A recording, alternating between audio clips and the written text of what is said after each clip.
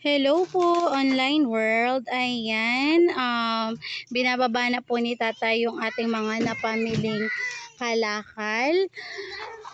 Maraming salamat po sa aming supportive na kapitbahay na nagbenta po sa amin. So, ang kilo po ng ating bakal ngayon ay 10 pesos per kilo po. Ayan. Tapos sa yero po. Wait lang, nagbibideo ako. Sa yero po natin 5 pesos per kilo po. Ano ba yun? O, tatapusin ko lang.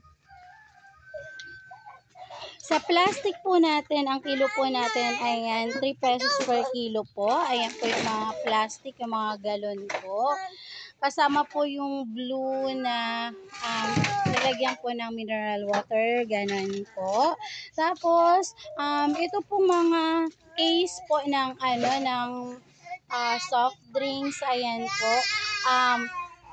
3 pesos per kilo din po siya. Sa bote po natin na ganito, ayan po, piso per peraso po siya. Tapos po, ayan po, yung sirang kalan po natin, kabilang po siya sa bakal, 10 pesos per kilo din po siya. Ano ba yun? Oh, sige.